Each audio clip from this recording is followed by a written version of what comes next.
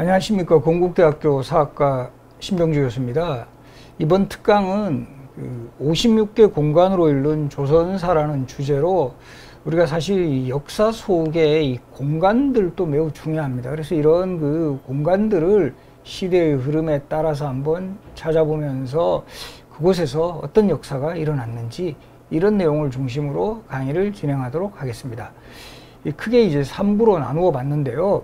1부는 조선의 개국과 체제 정비의 공간이라고 해서 조선이 이제 건국이 되면서 어떤 그 공간들을 조성을 했는가, 그리고 여기 얽힌 역사가 뭐 어떤 것들이 있나, 이런 내용들입니다.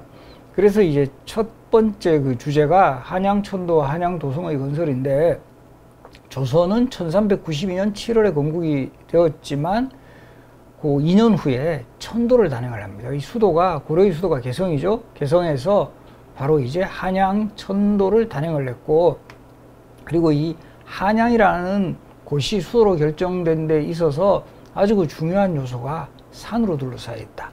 지금도 우리 서울 보시면 이 서울 도심의 동쪽으로 낙산, 서쪽으로 인왕산, 남쪽으로 남산, 북쪽으로 북악산, 뭐 백악이라고도 하는데요. 이렇게 산으로 둘러싸여 있으면 여기에 이제 성을 쌓는 거죠. 전통시대에는. 그러면 아무래도 이제 뭐 외적들을 방어하거나 하는 국방상에 매우 유리하고, 또 하나 이제 이 도성민들을 관리하는 데도 매우 도움이 된다 해서 바로 지금의 이 북쪽 산인 북악에서 시작해서 그 지금의 이 시계 방향으로 쭉 돌아서 한 바퀴 도는 이런 형태로 한양도성 18km를 조성을 합니다. 이 내용이 이제 조선왕조실록 기록에도 나오는데요. 그리고 이 흥미로운 점은 그 당시에 이 전국의 장정들을 뽑아 올려가지고 이 사람들로 하여금 성을 쌓게 하는 거예요. 그리고 이제 총 97개의 구간으로 나눠서 뭐 담당 구역이 다 있습니다. 그래서 지금도 이 한양 그 도성의 요 쌓은 돌들이 중에서는 그 어느 지역에서 이 성을 쌓았다라는 내용이 나오는데, 지금의 요 남산 쪽에 가보시면 흥의 청하와 같은 경상도 지역 지명이 나옵니다. 그래서 이곳은 경상도 지역에 있는 장정들이 쌓았구나라는 걸 확인할 수 있다는 거죠. 그리고 또 이 주목되는 것은 97개 구간, 요즘 같으면 1구역, 2구역, 3구역, 4구역 이렇게 표현을 했겠지만, 그 당시에는 천자문의 순서에 의거해서, 우리 천자문 시작이 천지, 현황, 우주, 홍황 이렇게 시작되잖아요. 그러니까 천구역, 지구역, 형구역, 황구역. 그래서 만약에 이제 그 뭐 황자가 나온다 이러면 천지, 현황이니까 요게 요즘으로 치면 4번째 구역이구나 이렇게 확인할 수 있습니다. 그리고 여기 지금 이 보이는 그 그림은 김홍도가 그린 부상도라고 해서 그 당시에 등짐 장수, 이 그림으로 보더라도 아버지와 아들로 추정이 되는데요. 이렇게 보시면 한양 도성에 쌓은 돌들의 형태가 좀 달라요. 왜 그러냐 하면 태조 때 처음 쌓았다가 세종 때 다시 수축을 했고, 숙종 때 대대적인 정비 사업이 이루어졌을 때 바로 이렇게 규격화된 돌을 사용했고, 그리고 이 최종적으로는 순조 때 또 한 번 이 대규모의 수축 작업이 이루어지는데, 바로 그 당시에 이 쌓은 돌들의 변화 양상까지 바로 이 김홍도의 그림에서도 확인할 수 있다는 거죠. 김홍도는 정조시대 화가였기 때문에 바로 여기 지금 오른쪽에 보이는 이 반듯반듯한 돌은 아마도 숙종 때 조성한 것이다 이렇게 확인할 수 있다는 거죠. 그리고 이제 도성이 건설되고 난 후에는 이 사람들이 지나다닐 수 있는 이 문들이 필요했다라는 거죠. 그래서 요 성의 동서남북으로 큰 사대문을 세우는데, 바로 우리 지금도 잘 알려져 있는 동대문. 동대문의 원래 이름은 흥인지문. 그리고 지금 현재 복원이 되어 있지 않습니다만은 서대문의 이름은 돈이문. 그리고 이건 너무나 유명한 남대문, 즉 숭례문. 그리고 이제 서울의 북문은 잘 모르시는데, 여기 지금 저 북악산 자락에 있어요. 지금 또 이제 복원이 되어 있는데 이름이 숙정문이에요. 요 한자 쓰여있죠. 근데 요 정자가 지혜 지자하고도 통한다. 여기서 우리가 뭘 확인할 수 있냐 하면 흥인지문의 인, 돈이문의 의, 숭례문의 예, 그리고 숙정문, 아까 이 지혜 지자하고 통한다 그랬는데요. 인의 예지. 이 유교 이념에서 가장 강조하는 게 인의 예지 4가지 이념이거든요. 이것을 문 이름에다가 구현을 해서 바로 이 항상 그 사람들이 유교 이념을 실천할 수 있게. 그리고 인의 예지 다음에 또 한 가지 유교 이념이 뭐냐 하면 믿을 신자거든요. 자, 그럼 믿을 신자는 어디에 구현이 되어 있을까요? 바로 지금 우리 흔히 종각이라고 불리는 그 종각의 원래 이름이 뭐다? 보신각. 그래서 이 보신각에 믿을 신자까지 합해서 인의 예지신의 유교 이념이 바로 우리 한양의 사대문과 지금의 종각에 구현이 되어 있음을 확인할 수 있습니다. 그래서 이 한양천도가 단행이 되고 도성건설이 이루어지고, 그리고 이제 또 중요한 공간이 왕이 거처하는 곳, 바로 이제 이 궁궐이에요. 그래서 요 한양의 이 가장 중심되는 궁궐이 우리 지금 여기 보면 이 북악산을 이 주산으로 하는 경복궁이 완성이 된 것은 1395년 9월이었습니다. 그리고 이 경복궁이 완성되고 또 이제 각 정각마다 이 가장 중심되는 정각, 근정전, 그리고 이제 왕의 편전, 사정전, 침전, 강령전, 그리고 왕비의 침전인 교태전까지 조성이 되는데, 이것도 흥미로운 것은 경복궁이라는 이름에 얽힌 유래인데요. 요즘 같으면 우리가 이름 같은 거 지을 때 대부분 좀 영어식으로 많이 이름을 지어야 어떻게 보면 좀 고급지다, 이런 생각을 좀 많이 하잖아요. 지금 우리 연구원 같은 경우도 모빌리티 인문학 연구원, 이런 식으로 모빌리티란 영어식 표현 쓰잖아요. 그리고 이제 대표적으로 요즘 뭐 우리 아파트 이름 같은 데는 대부분 이제 영어식 이름을 써야 이게 좀 분양가가 올라가요. 옛날처럼 뭐 한라 아파트, 백두 아파트, 장미 아파트 이렇게 이름 지으면 약간 촌스럽다, 그렇잖아요. 그러다 보니까 요즘은 그 아파트가 조성되는 지역에 조그만한 뭐 웅덩이가 있다 이러면 이제 레이크가 되고, 그리고 뭐 조그만한 개천이 있으면 뭐 리버가 되고, 그리고 조그만한 언덕이 있으면 뭐가 되죠? 뭐 힐스테이트라든가 뭐 마운틴, 이런 표현 많이 쓰잖아요. 뭐 이것도 없고 저것도 없으면 뭐 할까요? 어떤 이름 쓰죠? 센트럴, 이런 표현 쓰거든요. 이때는 지금 같은 경우는 이런 좀 뭔가 영어식으로 써야 조금 세계적이고 고급지다.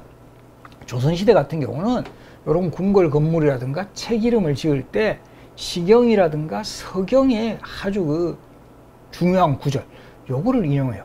그래서 우리 경복궁이라는 이름이 지은 그런 어떤 그 상황에서도 당시 이 궁궐이 완성되고 나서 그 태조 이성계가 되게 기분이 좋으셔가지고 술이 좀 취하셨다 그래요. 그 상황에서 이 정도전 보고 저 궁궐 이름 한번 지어보라고 하니까, 정도전이 어떤 구절이 딱 머리에 떠올랐냐 하면, 시경의 주화편을 보면 군자가 술에 취하고 덕에 배가 부르면 만년토록 경복을 누린다. 이 경복은 큰 복이란 뜻이에요. 바로 이 구절을 떠올리면서 궁궐 이름 경복궁을 하시는 게 어떻겠습니까? 이렇게 이야기했고, 이것도 불변의 진리인데요. 예나 지금이나 윗사람한테 결제를 받을 때는 좀 윗사람이 좀 술 취해서 기분 좋을 때 결제 받아라, 이렇게 해서 경복궁 이름 정해줬고요. 근정전의 근자도 부지런할 근자를 쓰는데 이 서경과 역시 시경을 인용하고 있고요. 사정전에 생각할 사자를 쓸 때도 바로 이 서경에 생각하면 슬기로워진다. 그리고 이 강령전의 강령은 이 서경의 홍범 구주에 보면 사람이 누릴 수 있는 5가지 복이 뭐냐 하면은 장수, 부귀, 그리고 세 번째가 강령이에요. 몸이 건강하고 마음이 평안하다. 여기에서 따서 강령. 그리고 이 교태는 바로 역시 이제 그 주역의 음과 양이 크게 만난다라는 이런 구절을 따서 교태전이라는 이름이 정해졌다. 그래서 이 조선시대 궁궐 건물 이름에는 철저하게 유교 이념이 구현이 되어 있다라는 것을 알아두시면 될 것 같아요. 그리고 우리 보면 이 조선시대 우리 그 죽은 자의 공간이라 할 수 있죠. 이 왕릉에도 많은 사연이 담겨져 있는데, 혹시 지금 태조 이성계의 무덤이 어디 조성되어 있는지 아세요? 바로 우리 경기도 구리시에 가면 동구릉이라 그래가지고 조선시대 왕과 왕비의 무덤 9기가 조성되어 있다 해서 동구릉이라고 부르는데, 그 동구릉의 주인공이 바로 태조 이성계의 무덤인 건원릉입니다. 근데 이 건원릉이 조성된 데도 사연이 있어요. 과연 정말 태조 이성계가 이곳에 묻히고 싶어 했을까? 그렇지는 않았을 거라는 거죠. 왜냐하면 태조 이성계의 첫 번째 왕비는 신의왕후 한시라는 사람인데, 이분은 조선이 건국되기 전에 이미 돌아가셨어요. 그래서 무덤이 지금도 개성에 있습니다. 개성에 있는 재릉이라는 무덤이고, 그 다음에 요 태조 이성계가 계비로 맞이했던 여인이 신덕왕후 강씨라는 분인데, 신덕왕후 강씨가 먼저 죽어요. 이성계보다. 이 태조 이성계가 너무 안타깝게 여겨서 또 이 왕비가 죽은 후에도 항상 그 모습을 볼 수 있도록 왕비의 무덤을 어디에 조성을 했냐면 지금의 덕수궁 근처에 조성하고 왕비의 무덤을 정릉이라고 합니다. 지금 고들정자 써서 정릉이라고 했는데 그 다음에 이제 태조 이성계가 돌아가시게 돼요. 자, 그럼 태조 이성계의 무덤을 조성하는 책임을 맡은 왕은 누굴까요? 태종 때 돌아가시니까 태종이 이 작업을 지휘를 하게 되는데, 분명히 태조 이성계가 지금의 덕수궁 근처에 그 계비 신도강호 강씨의 정릉을 조성한 것은 본인도 그 옆에 함께 묻히고 싶다라는 의사가 있었을 거라는 거죠. 근데 바로 이 태종의 입장에서는 바로 이 계모가 되죠. 이 계모인 신도강호 강씨는 어떤 면에서 보면 되게 꼴보기 싫은 사람이에요. 왜냐하면 이 조선 첫 번째 왕세자로 책봉되는 사람이 방석이라는 인물인데 바로 신도강호 강씨의 아들이었고요. 요 방석의 왕세자 책봉에는 신도강호 강씨의 영향력이 매우 컸어요. 그래서 결과적으로 이 방원이 그 방석과 방석의 후견인이었던 정도전을 제거하고 완전히 권력을 잡고 결과적으로 형님 정종을 거쳐 본인이 왕이 되니까 어떤 측면에서 보면 정치적으로 보면 이 신도강호 강씨는 거의 정치적 원수예요. 그러다 보니까 아버지의 무덤을 그 계모 옆에 조성하기는 싫으니까 새로운 명당을 찾아라. 이렇게 해서 조성한 곳이 현재 경기도 구리시 금암산자라. 그리고 이제 건원릉. 그리고 이때 이성계가 이런 유언을 남겨요. 나는 고향 함흥에 묻히고 싶다. 이거 어떤 면에서는 태조 입장에서도 아들이 자신의 무덤 분명히 이제 그 덕수궁 쪽에는 조성 안 할 것 같으니까 어떻게 보면 고향에 묻히고 싶다 그러는 거예요. 너무 멀죠. 태종 입장에서 되게 부담스러워요. 그런데 차마 아버지 유언이니까 그거를 어떻게 어느 정도는 들어줘야 되겠다라는 생각에서 한경도 함흥에서 자라나는 억새풀을 바로 이 건원릉을 조성하는 데 활용을 했다. 이런 이야기가 있어요. 그리고 이 왕이 되고 난 후에는 정말 꼴보기 싫은 신도강호 강씨의 정릉을 내 눈에 보이지 않는 먼 곳으로 옮겨 그렇게 해서 옮긴 게 지금 서울의 성북구에 가면 정릉이라고 있습니다. 정릉동이라고도 하죠. 바로 지금 신도강호 강씨의 무덤이 지금의 성북구 정릉에 조성되어서 동네 이름도 정릉동이 됐고요.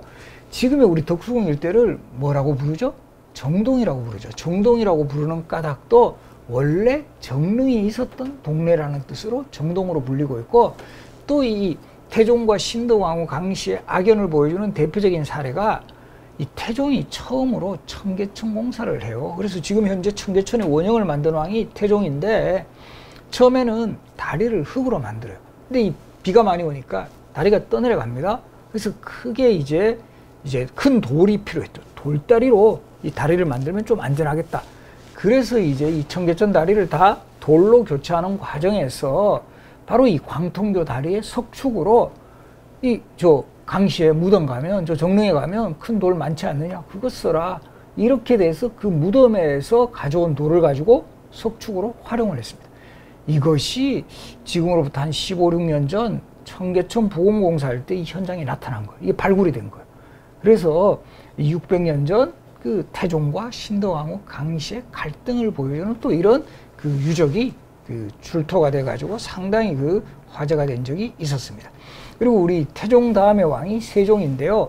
세종하면 항상 떠오르는 키워드 중에 하나가 집현전. 이 집현전에서 학자들을 양성하고 또 이곳에서 생산되는 아웃풋을 적절하게 정책에 활용하면서 정말 최고의 이 정치를 했던 왕 세종. 근데 지금 이 경복궁에 가시면 수정전이라는 건물이 있는데요. 이곳이 예전에 집현전이 있었던 자리예요. 물론 집현전은 세조가 왕이 된 후에 폐지돼 가지고 그 건물이 사라졌지만 후에 흥선대원군이 경복궁 중건 사업하면서 이 자리에 세운 건물이 바로 수정전입니다. 그러니까 예전에 요 위치에 집현전이 있었다는 거예요. 그래서 이런 곳을 우리가 알고 가면 훨씬 느낌이 다르다는 거예요. 이 세종이 이곳에서 인재를 양성하고, 또 많은 분들이 이 스토리 알고 계실 것도 같은데요. 어느 겨울날 밤에 세종이 이 집현전 일대를 이렇게 둘러보는데 불빛이 세워져 나왔다는 거예요. 그래서 이곳에 뭐지 하면서 가보니까 이 신숙주라는 학자가 깜빡 잠이 들어 있었다. 세종이 어떻게 하셨죠? 바로 자신이 입고 있던 옷을 탁 덮어주었다라는 이런 미담이 전해지는 또 그런 공간이기도 해요. 그때 만약 정말 이 세종이 그 신숙주 자고 있는 거 보고 막 깨워가지고 여기 독서실이냐고 너희 집에 가서 자라고 막 이랬다면 이 신숙주와 같은 학자가 배출되지 않았을 거다. 이런 그 세종과 신숙주의 스토리를 기억하면서 이곳을 찾으면 또 그 의미가 달라진다. 그리고 이 세종은 문종이라는 적장자를 두었고 문종을 그 8세가 되던 해에 세자로 책봉을 해요. 그래서 사실 문종은 29년간 왕세자 생활을 했고 안타깝게도 왕이 되고 나서는 2년 3개월 만에 돌아가셨는데 사실 왕세자 때 바로 이 세자의 거처였던 자선당 비현가, 그래서 요 건물들은 경복궁의 동쪽에 있다 해서 동궁이라고 불렀어요. 우리가 흔히 조선시대에 세자를 부르는 또 다른 명칭이 동궁이거든요. 그래서 이 동궁마마 이런 표현 쓰잖아요. 지금도 경복궁에 가보시면 요 자선당 비현각이 복원이 되어 있는데 바로 이런 건물들은 세종이 앞으로 세자인 문종이 왕의 수업을 잘 받을 수 있도록 이렇게 새롭게 조성해준 공간이었다. 그리고 우리 단종하면 항상 떠오르는 게 삼촌인 수양대군에게 왕위를 빼앗긴 그런 좀 어떤 비운의 왕, 이렇게 많이 기억을 하시는데요. 단종이 바로 왕위를 빼앗긴 장소가 경혜루예요. 경혜루를 처음 만든 왕은 태종이었는데 태종 때 경복궁에 이미 경복궁이 건설되어 있었음에도 불구하고 경복궁 대신에 새로운 궁궐 창덕궁을 조성해요. 왜?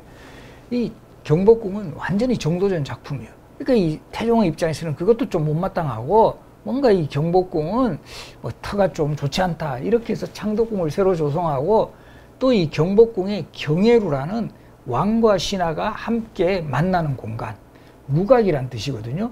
우리 이 루라는 명칭은 사실은 건물이 2층일 때 붙이는 명칭이에요. 그래서 우리 그 남원에 가면 광활루가 있고 삼척에 가면 죽소루가 있고 바로 이 경복궁에도 이 2층 건물이기 때문에 루라고 부르는데 이 군신 간의 만나는 공간, 좀 쉽게 생각하면 왕과 신하가 좀 회식하는 공간, 요거를 처음 만든 왕은 태종이었어요. 이 경복궁 안에 좀 이렇게 이 왕이 신하들하고 좀 이렇게 이야기도 하고 좀 회식도 해야 될 이런 공간이 필요하다, 이런 입장에서 만들어줘요. 이 주로 행사 공간이죠. 이 건국대학교로 보면은 이 세천영관, 요게 딱 요 경혜루 느낌 나는 바로 그런 공간이었어요. 그런데 바로 이곳에서는 단종이 삼촌인 수양대군의 압박을 받아가지고 왕위를 빼앗긴 그 옥새를 전해준 그런 또 현장이기도 했어요. 그리고 이때 정말 공교롭게도 그 성산문, 나중에는 단종 복위운동을 주도하는 그 성산문이 그 당시에 직책상 옥새를 전달해주는 이런 직책이 있었고요. 이것을 상당히 자책합니다. 그래서 그 당시에 절친했던 동료 박평영과 더불어 우리 정말 이렇게 그 왕께서 왕위를 이렇게 뺏겼는데 이런 정말 아픔이 어디 있느냐, 차라리 우리 경혜루 연못에 빠져 죽자. 박평현이 먼저 그렇게 제안을 했어요. 그때 성산문이 그렇게 하지 말고 우리가 상황, 즉 단종 복위운동을 일으키자, 이렇게 또 맹세했던 장소이기도 했던 곳이 바로 경혜루고요. 훗날 이 경혜루는 연산군 때 전국의 기생들을 불러 모아가지고 뭐 파티를 했던, 전국에서 뽑혔던 기생을 칭하는 용어가 흥청이었고, 그렇게 해서 나온 유명한 말이 흥청망청이다. 그리고 이 결국 왕의 자리에서 쫓겨난 단종은 영월의 청령포의 귀향을 가게 되고요. 결국 그곳에서 17살로 생을 마감했게 됐고, 사실 단종도 매우 불운했지만 단종의 부인, 즉 정순왕후 같은 경우도 남편이 하루아침에 왕의 자리에서 쫓겨나 버리니까 완전히 요즘으로 치면 일반 민간인이 돼요. 그리고 이 생계도 너무 어려워져 가지고 현재 서울의 창신동에 가면 자지동천이라는 요 표시석이 있는데요. 이곳에 이제 샘물이 흘러가요. 그리고 여기에는 그 자줏빛이 나는 풀, 자지가 많이 생산이 돼 가지고 요 풀을 이렇게 그 샘물에다가 집어넣어 놓으면 이 요즘으로 치면 염색이 되듯이 이렇게 물감을 들일 수 있는 거죠, 옷에. 그래서 이 흰 옷에다가 물을 들이는 그런 사업을 하면서, 염색업을 하면서 생계를 유지한 이런 또 스토리가 있고요. 그리고 이제 이 불교에 기여하기 위해서 들어간 이 절에 들어갑니다. 이 종업원에 들어갔고, 이게 다 정순왕후를 기억하는 장소예요. 그리고 이 훗날 정순왕후는 이 결과적으로 이제 자신의 제사를 모시는 그런 후손의 어떻게 보면 후손이 거처했던 곳에 묻히게 되고, 이곳이 현재 남양주 진건읍에 가면 정수나무 무덤이 사릉이라고 하는데요. 이것도 결국은 정수나무도 단종이 숙종 때 와서 거의 단종이 그 영월에서 죽음을 맞이한 지 거의 한 230여 년 이상이 된 후에 단종이 왕으로 복권되거든요. 그때 정수나무도 복권이 되고, 이 정수나무의 무덤도 노상군 부인묘에서 사릉이라고 한 이유는 그 멀리서도 남편인 단종을 생각했을 것이다. 그리고 지금 단종이 유배갔던 영월의 청룡포에도 단종을 기억하는 공간들이 많이 남아 있어요. 바로 이 청룡포가 지금 또 정말 외딴 정말 섬처럼 돼 있어요. 이게 바로 이 서강이 흘러가고, 그리고 이 뒷면에는 산으로 막혀 있어서 정말 한번 들어가면 빠져나오기 힘든 이곳에 단종이 유배 생활을 했고, 특히 이 청룡포에는 그 아주 600년 이상 된 그 소나무가 자라고 있거든요.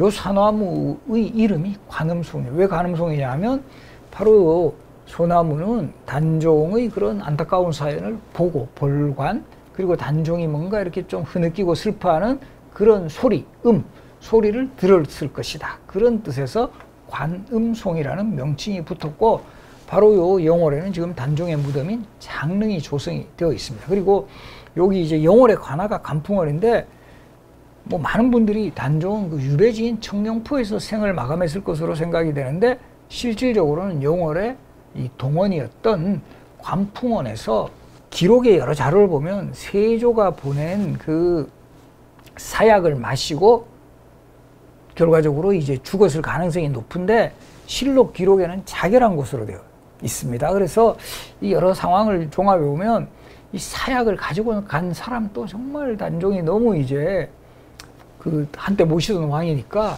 이 감히 집행을 하지 못할 때 단종이 알아서 그 옆에 있는 그 시종하는 그 종을 시켜가지고 활시를 당겨서 최후를 맞이한 것이 아닌가, 이렇게도 보고 있습니다. 그리고 이제 그 단종에게 결국 왕위를 빼앗아서 왕이 된 세조 같은 경우도 왕이 되고 난 후에는 상당히 왕권을 좀 강화하기 위한 노력도 했고 행차를 자주 났어요. 왜냐하면 자신의 어떤 그 뭐 좀 집권의 정당성이랄까 이런 것들을 또 널리 알릴 필요도 있어서, 그래서 이 세조가 이 전국에 자주 행차를 했는데, 그런 상황을 보여주는 역시 그런 그 역사적인 그런 유적지가 남아 있어요. 대표적으로 지금의 이 속리산 앞으로 가시면 정의품송이라는 소나무가 있는데, 이 소나무는 세조가 행차를 하다 보니까 왕의 행차를 하면 되게 대규모거든요. 그러니까 이 큰 가마들이 자꾸 나뭇가지에 걸리는 거예요. 그랬는데 어느 순간에 이 큰 소나무가 갑자기 가지를 번쩍 들었다. 그래서 이 세조가 기분이 좋아가지고 저 소나무한테 관직을 부여하라. 정의품 관직. 조선시대 정의품은 판서직이라고 하고요. 요즘으로 치면 장관이에요. 요즘 표현을 하면 장관 소나무라고 해라 해서 지금의 이 정의품성은 현재도 남아있고, 사진 자료에도 보시듯이 많이 이제 나이가 많이 드셔가지고 이렇게 지지대를 받쳐놓은 모습을 볼 수 있고, 또 지금의 오대산 쪽으로도 이제 그 행차를 한 그런 또 사연을 보여주는 그런 또 여러 가지 그 공간들이 있는데요. 대표적으로 이 세조가 오대산, 요 상원사 쪽 가면 지금도 이곳 계곡이 되게 이 맑은 물이 흘러가는데, 이 세조가 또 피부병이 좀 심해서 이 목욕하는 걸 좋아했다 그래요. 그래서 이 상원사 계곡에서 목욕을 하고 있는데 갑자기 어린 동자가 나타나서 막 등을 밀어주는 거예요. 너무 시원해. 그래서 이제 세조가 기분이 좋아가지고 이 등목을 마친 후에 그 동자 불러가지고, 야, 너 정말 이 등 시원하게 잘 밀어주는구나, 고맙다, 이러면서 이 말을 남깁니다. 그 대신에 너 어디 가가지고 왕의 등을 밀어주었다라고는 말을 하지 말아라. 그러니까 그 동자가 받아서 뭐라고 했을까요? 그러면 왕께서는 어디 가셔서 문수보살이 등 밀어주셨다고 말씀하지 마세요 라고 했더라. 그래서 지금도 상원사에 가면 문수전, 보통 우리가 이런 그 절에 가시면 주로 석가모니 부처님 또는 뭐 미륵보살, 뭐 관음보살 이런 부처님을 많이 모셨는데, 문수보살 모셔진 그런 정각이 흔하지 않는데 바로 상원사에 문수전이 모셔진 것은 이런 이유 때문이다. 그리고 또 이런 에피소드가 있어요. 이 세조가 바로 이런 또 이 법당에 들어가서 뭔가 이렇게 좀 불공을 드리려고 하는데, 갑자기 막 고양이 2마리가 나타나가 난리를 친 거예요. 막 시끄럽게 떠들고 이러니까 이 법당에 들어가려는 걸 잠시 멈췄다라는 거죠. 그런데 정말 멈추고 자세히 살펴보니까 자객이 몰래 숨어 있었다. 그래서 그 고양이, 정말 왕을 구한 은혜로운 고양이라는 뜻으로 그 법당 앞에 고양이 석상 2마리를 이렇게 조각해서 이렇게 조성해 놓은 이런 모습도 확인이 됩니다. 그리고 이제 세조 다음에는 예종이라는 왕이 즉위했고요. 예종이 또 일찍 돌아가시면서 예종에게 제한대군이라는 아들이 있었지만 너무 나이가 어려요. 그래서 결과적으로는 그 예종의 아들이 아닌 그 예종의 형님인 의경세자라고 있었는데, 의경세자의 아들 중에 월상군, 잘상군이 있었는데, 월상군을 제치고 잘상군이 왕이 된 까닭은 바로 한명회가 장인이었어요. 그래서 한명회의 영향력으로 성종이 조선의 9번째 왕이 되는데, 요 성종 때 다시 경복궁하고 창덕궁이 있음에도 불구하고 새로운 궁궐 창경궁을 새로 세웁니다. 그 이유는 무엇일까요? 바로 이때 왕실에 왕의 대비들이 상당히 많이 생존해 계셨어요. 세조의 왕비 정유왕후씨, 그리고 예종의 왕비 안순왕후 한씨, 거기다가 성종의 생모인 인수대비. 드라마 많이 보신 분들은 최실아 씨로 기억하고 있는데, 소혜왕후라고도 하고, 나중에 이 현역 왕비는 아니었는데 나중에 왕비로 추전되고요. 우리 대비일 때는 인수대비. 그래서 이런 왕실의 어머니, 할머니 잘못이자고 조성한 새로운 궁궐이 창경궁이었고, 창경궁은 그래서 여성들을 위한 궁궐로 출발했기 때문에 경복궁이나 창덕궁보다는 확실히 규모도 좁고 좀 더 아기자기한 그런 모습. 그리고 특히 여기에는 우리 해경궁 홍씨, 그리고 아까 말씀드린 대로 인수대비, 그리고 인현왕후, 우리 사극의 단골로 나오는 이런 왕비들이 많이 거처했던 곳입니다. 그리고 이곳에서는 또 우리 문정전, 이 건물에서는 사도세자가 뒤주에 갇혀 죽는 비극이 일어났고, 경춘전이라는 건물 바로 여기 밑에 보이는데요. 이 경춘전에서는 정조가 태어나기도 했던 바로 그런 공간입니다. 그래서 이제 대체적으로 성종시대까지 조선이 건국이 되고 체제가 정비되는 이런 공간들을 살펴봤고요.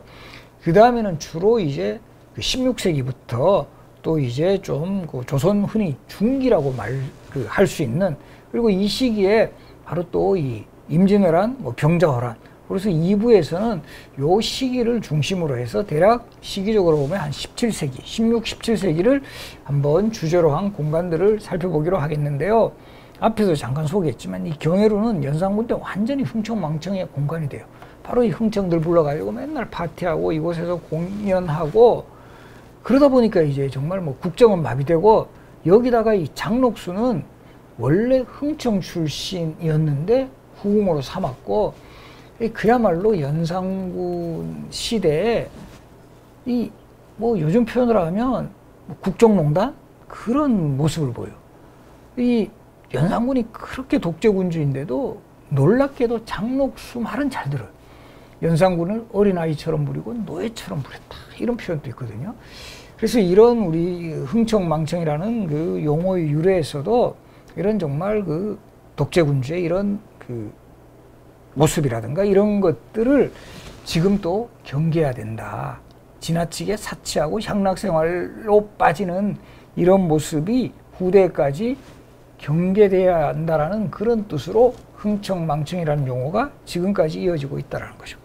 결국 이런 왕을 가만두지는 않았어요. 결국 연산군은 1506년 9월에 중종 반정이 일어났고, 지금 강화도 위에 교동도라는 섬이 있거든요. 이곳에 결국 유배되어 갔다가 유배된 지 2달 만에 31살, 31살, 우리 나이로 보면 아주 젊은 나이에, 그래서 워낙 자기 맘대로 정말 모든 것 맘대로 하다가 이 가시나무 울타리에 탁 갇히니까 이거 당연히 병이 올 수밖에 없었겠죠. 그렇게 해서 생을 마감을 하게 됩니다. 그리고 이제 이 중종하면 또 대표적으로 떠오르는 인물이 조광조라는 인물인데요. 이 조광조가 결과적으로 이 기묘사에 인해서 역시 중종이 내린 한때는 가장 자신을 총애했던 왕에게 사약을 받고 생을 마감합니다. 그리고 지금 우리 담양에 가면 우리 그 한국의 인공정원으로는 가장 아름다운 정원으로 손꼽히는 요 소세원이라는 정자가 있어요. 이 소세원은 주인공은 양산보인데요. 이 양산보라는 인물은 조광조의 제자예요. 이 스승이 비극적으로 최후를 맞이하니까 정치의 뜻을 읽고 정말 이곳에서 학자들 기르고 좀 더 유유자적하게 살겠다. 그렇게 해서 세운 공간이고 지금 담양 지역에 조성되어 있는데 뭔가 이렇게 좀 힐링하기 아주 좋은 현재에도 그런 공간으로 잘 자리를 잡고 있습니다. 그리고 우리 16세기를 대표하는 학자하면 퇴계 이항 율곡 이희 선생은 잘 기억을 하실 건데 우리 남명조식 선생은 잘 모르시는 분들도 많은데 실제 퇴계 이항과 더불어 영남학파의 양대 산맥으로 지칭됐던 인물이고요. 이 남명조식 선생은 칼을 차고 다녔어요. 항상 학자는 실천하는 게 중요하다. 이런 뜻으로 그 상징물로 칼을 차고 다녔고 실질적으로 스승의 가르침이 잘 이어져서 임진왜란 때 바로 이 곽재우, 정인홍, 김면 요 3대 의병장이 다 남명조식의 제자예요. 그리고 이 남명조식 선생하고 관련되는 대표적인 공간이 지리산인데 이 말년에 지리산에 이 산천제라는 건물을 세우고 제자들을 가르쳤고 특히 이 기록에 보면 남명조식은 지리산을 10번 이상 올라가면서 그 지리산에 대한 여러 가지 기억들을 시로도 남겼어요. 그리고 이 돌아가신 후에도 지금 남명조식을 배양한 소원이 덕천소원인데 이 자신이 제자들을 가르쳤던 바로 이 지리산 산천제 근처에 요 남명을 배양한 덕천소원이 조성이 되어 있다. 그리고 이 1592년 임진왜란이 일어나죠. 임진왜란 하면 이수인 장군과 더불어 빼놓을 수 없는 인물이 이수인 장군을 추천했던 유성룡. 그리고 유성룡이 쓴 전란에 대한 반성의 기록이 바로 징비록. 그리고 이 징비록을 집필했던 곳이 유성룡의 고향인 이 한동 화해마을이에요. 이 강물이 이렇게 빙 굽이쳐 돌아간다. 화회. 이런 뜻으로 화해마을이라고 하고 있고요. 그리고 요 화해마을 요 건너편에 있는 요 정자에서 주로 징비록을 집필을 했고 지금도 이 화해마을은 전통 마을의 모습이 그대로 잘 보존되어 있어서 2010년에는 경주에 있는 양동마을과 더불어 유네스코 세계유산으로도 지정이 됐습니다. 지금도 화해마을에 가시면 유성룡의 종택인 충여당, 그리고 형인 유울룡의 종택인 양진당, 그리고 유성룡을 배양한 병산소원이 화해마을에서 조금 떨어져서 이렇게 조성이 되어 있습니다. 그래서 이런 이 유성룡과 징비록의 산실, 그리고 이 유네스코 세계유산, 그리고 아마 이거 아실 겁니다. 영국의 엘리자베스 여왕이 또 이곳을 찾아서 상당히 화제가 되었던 곳, 안동이라는 그 도시의 또 이 자존심을 잘 보여주는 공간이 바로 화해마을입니다.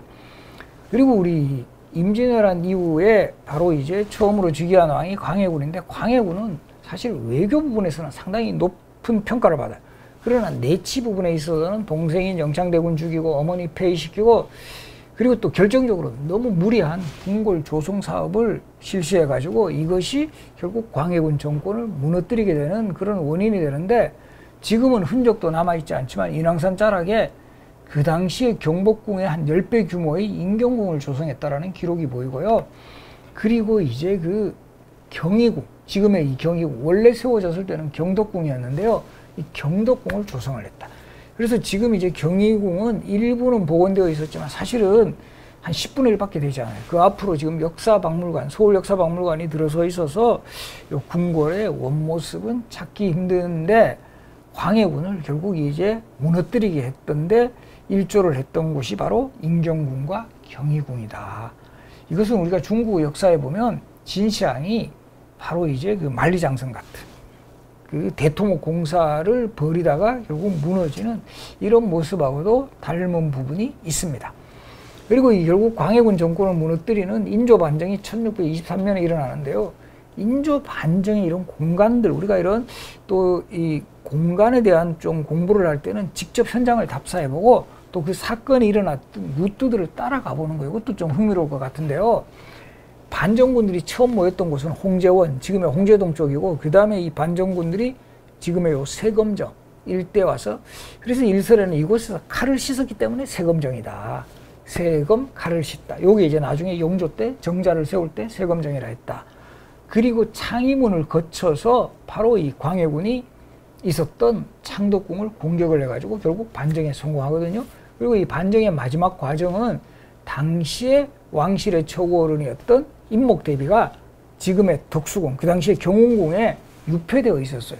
그래서 인목대비에게 요즘 표현으로 하면 결제를 받는 거, 즉 옥세를 전해받는 이런 의식이 매우 중요했고, 결국 인조가 직접 경궁에 찾아가서 인목대비로부터 옥세를 받아서 인조 반정이 완성이 됩니다. 바로 이 현장들이 지금 곳곳에 남아 있으니까 이런 것들을 한번 쭉 따라가 보는 그런 것도 상당히 의미가 있습니다. 그리고 이 1624년에는 인조 반정도 이 후유증이 많아요. 바로 이 농공행상, 공신책봉하는 과정에 있어서 이괄은 2등 공신이 되거든요. 여기에 대해서 상당히 불만이 있었고, 이런 불만이 감지가 되니까 또 조선 조정에서는 이괄과 그 아들인 이전 부자에 대한 감시 기찰, 이런 걸 하면서 서울로 압송을 하는 그런 조치를 내니까 여기에 반발해가 일으킨 게 바로 이괄은 아니고, 인조 반정의 인조 정권이 얼마나 후술했냐 하면 반란군이 서울을 일시적으로 점령을 해요. 그리고 인조는 공주까지 피난 갔고, 그러다가 이제 다행히 지금의 이 안산, 인왕산 옆에 지금 안산이라고 있어요. 지금 보면 인왕산하고 안산 사이에 있는 고개가 무악재고, 안산은 그 위치에서 보면 이 동쪽으로는 인왕산을 마주하고 있고, 이 서쪽으로 내려가면 지금 연세대학교가 나오는 바로 지금 신촌 일대까지 연결되는 그게 안산인데, 안산 전투에서 이 정부군이 크게 승리를 했고, 이때 이 크게 활약한 장군이 정충신이라는 장군이고요. 이 정충신의 호가 금남이에요. 그래서 이분의 지금의 이 호를 따서 이 광주에 가면 금남로가 있는 것도 바로 이런 이유다. 우리가 보면 지금도 이런 그 역사적인 인물과 관련된 그런 공간에 도로명이 붙는 경우가 많아요. 대표적인 충무로거든요. 우리 지금 서울의 충무로, 뭐 보통 영화제 때문에 충무로 아닌가? 이게 아니라 바로 이곳에서 이수인 장군이 태어나신 그런 이수인 장군이 태어난 그 지역이 지금의 충무로 쪽이에요. 그래서 도로명이 충무로가 되었다. 그리고 이괄의 난과 또 관련된 대표적인 그 지역이 인조가 공주로 피난 갔다 그랬잖아요. 공주의 공산성에 피난을 갔어요. 그리고 이 공산성에 정말 피난하면서 얼마나 불안했겠어요. 그런 과정에서 이곳에 두 그루 나무, 여기 지금 보시면 이 느티나무하고 말채나무 요 한 그루씩 있었는데, 요곳에 이 나무를 끌어안았다. 두 그루 나무를. 그래서 이 뒷날 영조 때 이곳에 정자를 지으면서 쌍수, 바로 이 두 그루 나무를 기억하는 정자라는 뜻으로 쌍수정이라는 이름이 붙어 있다라는 거.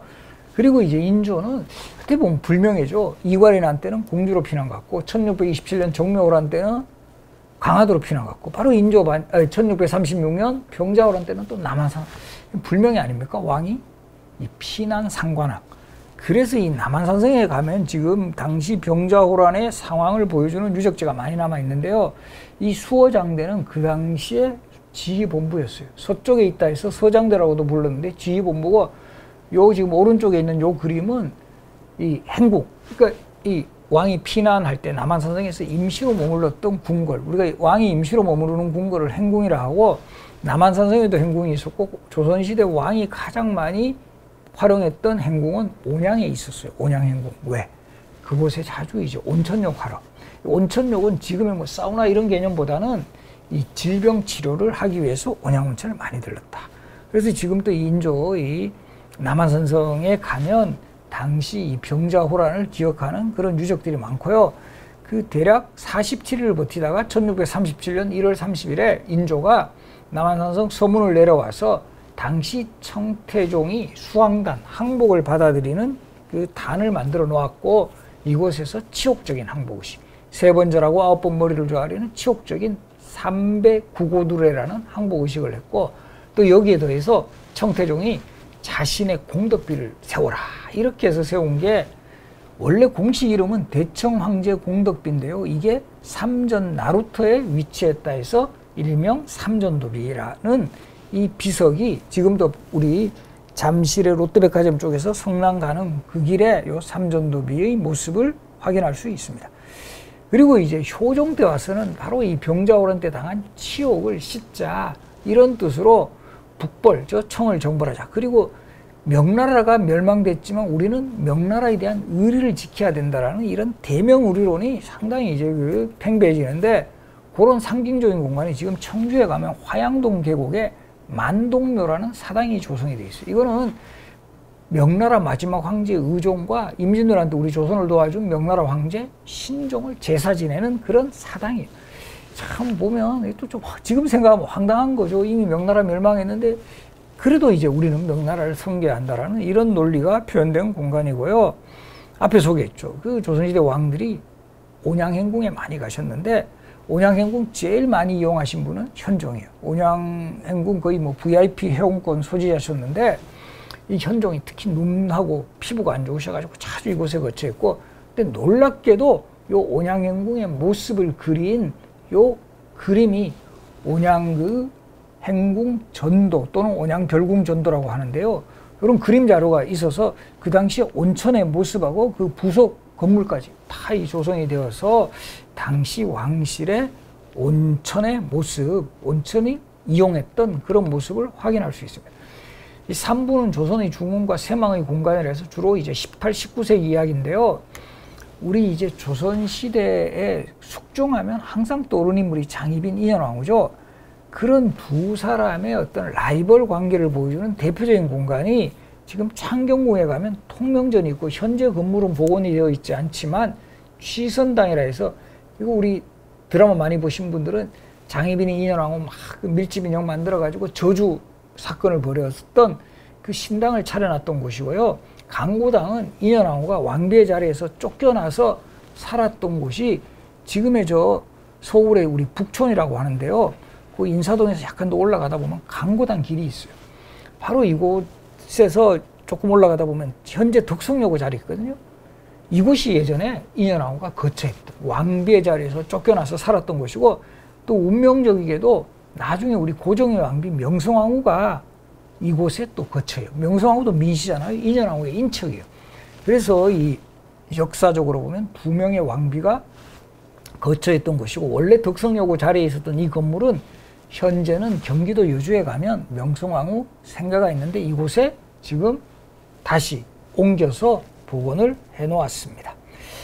그리고 이제 이 장희빈은 사실은 아들은 왕이 돼요. 경종이 되지만 장희빈 스스로는 왕비가 아니었기 때문에 조선시대는 왕비만 그 신주를 모셔요, 종묘에. 그러니까 이 경종이 안타깝게 여겨서 어머니를 모신 사당을 만들어준 게 그게 바로 대빈궁이었고요.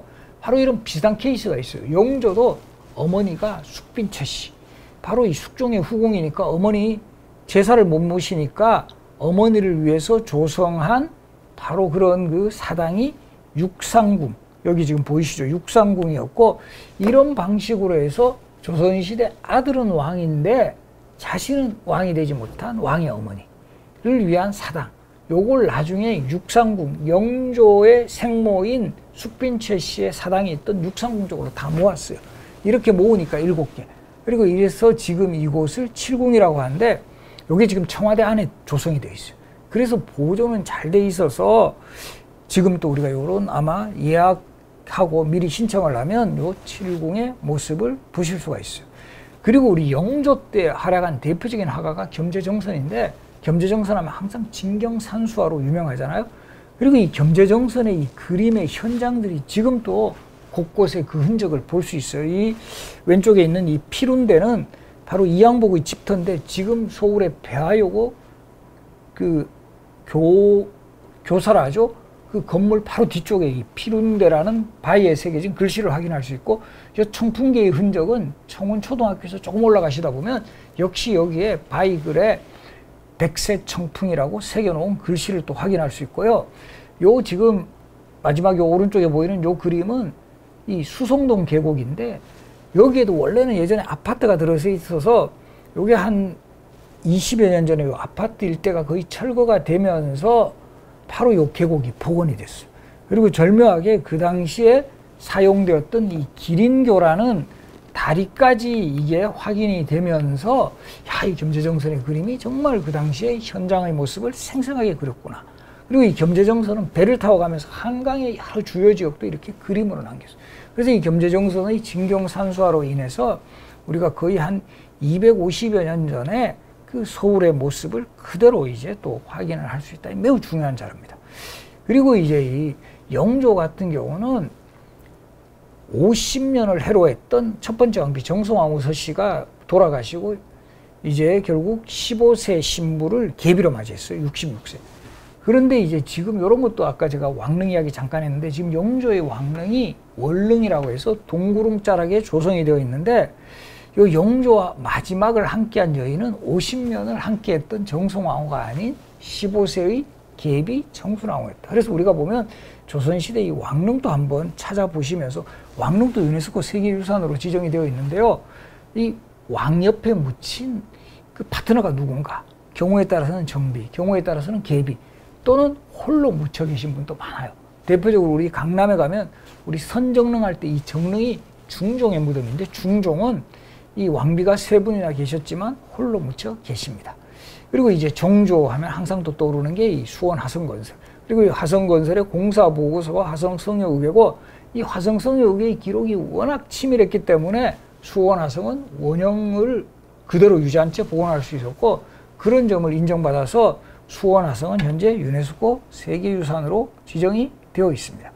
그리고 이제 정조가 어머니 해경궁 홍씨의 회갑을 맞이해서 이 화성행차를 단행했고 이때 정말 자세한 기록이 원행 을묘 정리의궤라는 기록으로 나오고 또 이때 정조의 화성행차의 모습은 8폭의 병풍 그림, 김홍도가 주관하여 그린 8폭의 병풍 그림으로 이렇게 자세하게 나타나서 바로 이 기록화를 바탕으로 해서 당시의 행사 모습을 재현을 해나갈 수 있다. 그래서 이만큼 기록과 더불어 그 현장을 함께 매치해보면 훨씬 더 시너지 효과를 낼 수가 있습니다. 그리고 우리 정조 다음 왕인 순조 때 천주교 박해 사건이 일어나서 정약용 형제가 유배를 가요. 이거 최근에 개봉했던 영화 그 자산어부에도 등장을 했는데 정약용은 전라도 강진에 유배를 가서 이곳에 초당을 짓고 다산 초당을 짓고 결과적으로 정약용은 유배 생활을 18년 했기 때문에 실학을 완성할 수 있었다. 이런 또 해석도 가능해요. 그냥 관료로서 승승장구했다면 오늘날 우리 실학자 정약용은 만나기 힘들었을 거다.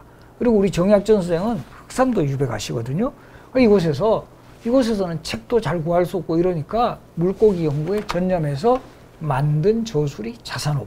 그리고 영화에도 등장하지만 그때 이 흑산도에 사는 그 어부 창대라는 사람의 도움을 많이 받았다. 이런 그 기록을 바탕으로 이번에 최근에 했던 영화가 자산어부였습니다. 그리고 이제 이 헌종하면 또 우리가 아주 그 짧은 재기간이어서 별다른 기억은 없지만 헌종도 우리 추사 김정희 선생이 제주도 유배 갔고요. 지금도 그렇지만 이 한때 잘 나가던 사람이 뭐 정치적으로 이렇게 몰라가면 다 사람 그 인연이 끊깁니다. 그런 과정에서도 이상적이라는 제자가 계속 스승에게 책을 보내오니까 여기에 대한 감사의 표시로 그려준 그림이 바로 그 유명한 세안도. 세한연후의 송죽지 후조라 해서 날씨가 추워진 이후에야 소나무와 잣나무가 늦게 시드는 걸 한다. 우리 지금도 그렇잖아요. 잘 나갈 때는 다 옆에 모여요. 근데 정말 힘들 때 그 사람을 도와준 게 진짜 이건 진짜 그 정말 제대로 된 그런 그 뭐 친구다 이렇게 볼 수 있죠. 여기 이제 제자인데 그렇게 해서 그려준 그림 이 세안도는 바로 올해 초에 국립중앙박물관에 기증이 됐어요. 그래서 이 올해 초에는 이 세안도 특별 전시도 했는데 제주도에 가시면 이 추사 김정희 선생의 이 유배지를 잘 기념관으로 또 조성해 놓은 모습 그리고 이 추사 선생의 어떤 유배지의 모습을 보여주는 이런 그 건물들도 복원이 되어 있습니다. 그리고 이제 이 순조 헌종 다음에 왕이 철종인데 철종은 강화도에 농사 짓고 있다가 얼떨결에 왕이 돼요. 그 19세기 세도 정치의 와중에 그러면 우리가 조선시대 이 왕이 되기 전에 살았던 이 잠저라고 하는데요. 사저라고도 하고 이때도 이름을 궁이라고 붙여줘요. 그래서 이 철종의 잠저를 용문궁이라고 하고 현재 강화도 강화읍에 요 용문궁을 만나보실 수 있습니다. 그리고 이제 우리 고종 때는 서양 외세의 침략이 또 아주 잦았고 그 침략의 관문이 됐던 곳이 강화도예요. 왜냐하면 서울 쪽으로 들어오려면 서해 바다를 통해 바로 이 한강 쪽으로 오려면 항상 강화도를 통과해야 돼요. 그래서 1866년 프랑스 함대가 쳐들어온 병인양요. 그리고 1876년 미국 함대가 들어온 신미양요. 그리고 이 병인양요 때는 문수산성과 정족산성에서 치열한 전투가 벌어졌고 그 흔적 역시 강화도에 잘 남아 있고요. 신미양요 때는 이 광성보 전투에서 조선군들이 끝까지 저항했던. 근데 사실은 그 당시에는 이 장수 깃발까지 빼앗기는 그런 정말 악조건 속에서도 끝까지 저항했던 어제연, 어제순 형제를 기리는 상충비가. 그래서 우리가 이 강화도에 가면 특별하게 이 국방 유적들이 많거든요. 그런 것들도 잘 살펴보면 이런 그 우리 근대의 격동의 역사의 현장을 만나보실 수 있습니다. 그리고 이제 마지막에는 우리 결국은 조선이 멸망하는 그런 공간들인데요. 결과적으로 이제 그 서양 세력의 침략에 뒤이어서 일제의 침략이 가장 이제 가속화돼요. 결과적으로 이제 1905년에는 고종 황제가 왕일 때 결국 을사늑야, 바로 외교권을 박탈당하는, 그 당시 고종 황제가 경궁에 거처를 했기 때문에 지금도 우리 경궁 옆에 중명전이라는 건물이 있어요. 이곳에서 을사늑약이 체결이 되었고, 그리고 이제 1907년 고종이 강제 퇴위당하고 난 후에 마지막 황제 순종이 창덕궁에 거쳐요. 그래서 우리 조선의 마지막 멸망의 장면인 소위 경술국지, 한일 강제병합은 창덕궁에서 이루어져요. 바로 순종 황제가 창덕궁에 머무르고 계셨고, 바로 이 창덕궁 흥복헌이라는 장소와 이 한일 강제병합 조약이 체결되었던 그런, 또 어떻게 보면 좀 비극적인 장소죠. 그러나 이제 최근에 와서는 우리가 역사에서 우리 뭔가 좀 뭐 기분이 좋고 우리의 자랑스러운 이런 공간들도 물론 더 중요하지만, 이런 역사에서 우리가 좀 아픔을 당했던 이런 공간들도 함께 찾아보면서 이런 그 좀 역사를 되풀이하지 않아야 되겠다라는 이런 다짐을 할 수도 있다라는 거죠. 그래서 지금 제가 쭉 앞에서 조선의 건국부터 해서 조선이 멸망할 때까지의 여러 주요한 역사적 공간 이야기를 했습니다만은, 결과적으로 여기에서도 이동이라는 말들이 많이 이제 활용이 되죠. 한 곳에 항상 머무르는 게 아니라 이동이 되어가지고 역사가 전개되고 또 그런 공간에서 또 많은 그 사건들이 일어났다라는 점, 그리고 기회가 되시면 이런 공간들을 한번 직접 밟으면서 찾아가면서 그 역사의 의미를 되새겨보는 작업도 매우 중요하다, 이렇게 말씀드리면서 강의 마무리하겠습니다. 고맙습니다.